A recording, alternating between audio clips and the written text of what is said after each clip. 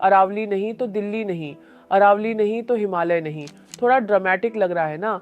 लेकिन आइए इसकी क्लाइमेट साइंस और ज्योग्राफी को सिंपल भाषा में समझते हैं। अरावली भारत की ओल्डेस्ट माउंटेन रेंज है, हिमालय से कहीं पुरानी है और डेक्कन प्लेटो के निर्माण से भी पहले की है। इनफैक्ट यह दुनिया की सबसे ओल्डेस्ट माउंटेन रेंजेस में से एक है, जिसका निर्माण लगभग 3 बिलियन ईयर्स पहले प्रीकैम्ब्रियन एरा में हुआ था। लेकिन एज से ज्यादा इंपॉर्टेंट है इसका रोल, जो हमारे क्लाइमेट सिस्टम की रूट है। नॉर्थ वेस्ट इंडिया के लिए अरावली एक क्लाइमेट रेगुलेटर, एक इकोलॉजिकल शील्ड और एक नेचुरल डस्ट बैरियर है। लेकिन जब माइनिंग, हिल कटिंग और लैंड यूज चेंज होगा तो ये बैरियर कमजोर होना भी ऑब्वियस है। 15 साल पहले 2010 में हमारे सुप्रीम कोर्ट ने ही अरावली के लिए 100 मीटर डेफिनेशन को साफ तौर पर खारिज कर दिया था। उस समय सेंट्रल एम्पावर्ड कमेटी सीईसी ने कोर्ट को बताया, forest survey of India FSI के स्पेशल डेटा एनालिसिस के अकॉर्डिंग अरावली को समझने का आधार स्लोप और टेरेन था, न कि सिर्फ हाइट। एफएसआई ने flat areas, table tops, depressions और वैलीज भी हिल्स के टेरेन सिस्टम में इंक्लूड किया। अरावली में इलीगल माइनिंग पहले से ही चिंताजनक बात है। पब्लिकली रिपोर्टेड डेटा के अनुसार पिछले कुछ सालों में 27,000 से ज्यादा इलीगल माइनिंग केसेस दर्ज किए गए हैं, लेकिन इनमें से सिर्फ अराउंड 11% केसेस ही एफआईआर या एक्टिव लीगल ट्रायल तक पहुंचे। अक्टूबर 2018 में सुप्रीम कोर्ट ने सीईसी की रिपोर्ट पर गंभीर चिंता जताई। एफएसआई की ग्राउंड वेरिफिकेशन में सामने आया कि राजस्थान में सैंपल्ड 128 हिल्स में से 31 हिल्स पूरी तरह गायब हो चुकी थी। जस्टिस मदान लोकुर ने तब कहा था, 31 हिल्स हैव डिसअपीयर्ड। अगर पहाड़ ही गायब हो जाए तो देश का क्या होगा? क्या लोग हनुमान बन गए हैं जो पहाड़ उठाकर ले जा रहे हैं?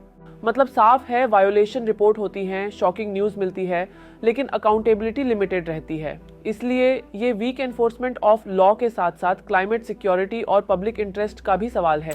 तो एनफोर्समेंट बेटर करने की जगह ministry of environment, forest and climate change की कमेटी ने सुझाव दिया है कि अरावली को सिर्फ 100 मीटर्स एलिवेशन के आधार पर डिफाइन किया जाए। लो लाइंग स्क्रब हिल्स और ग्रासलैंड्स को अरावली से बाहर रखना चाहिए। अरावली सिर्फ कुछ मेंशन डिस्ट्रिक्ट्स के अंदर स्वीकृत हो एंड सेंट्रल प्रोटेक्शन हटाकर सब कुछ स्टेट डिस्क्रेशन पर छोड़ देना चाहिए। सुनने में ही ये काफी डेंजरस लगता है। क्लाइमेट साइंस के according dust control, water recharge और हीट रेगुलेशन ऊंचाई से नहीं, कंटिन्यूअस लैंडस्केप से काम करते हैं।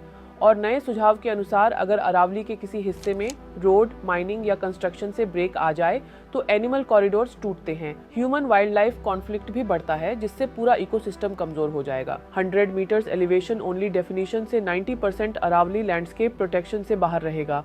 डस्ट पाथवेज ओपन, हीट और pollution uncontrolled, climate buffer slowly खत्म हो जाएगा। थार डेजर्ट की डस्ट हवा के साथ दिल्ली एनसीआर तक पहुंचेगी, leading to PM pollution increase, rainfall patterns disturbed, ground water depletion and high temperatures north को अनलिवेबल बना देंगे। और ये डस्ट सिर्फ दिल्ली पर नहीं रुकती। एटमॉस्फेरिक सर्कुलेशन के साथ ये पार्टिकल्स सालों में नॉर्थ की तरफ ट्रैवल कर सकते हैं। डस्ट हिमालय पर सेटल होते ही स्नो की रिफ्लेक्टिविटी कम होती है, आइस फास्टर मेल्ट होती है, ग्लेशियर स्टेबिलिटी डिस्टर्ब होती है। इसीलिए साइंटिस्ट्स कहते हैं प्लेन्स की इकोलॉजिकल डैमेज माउंटेन्स की क्लाइमेट स्टेबिलिटी को डायरेक्टली अफेक्ट करती है। क्लाइमेट सिस्टम्स आइसोलेटेड नहीं होते, वो कनेक्टेड होते हैं।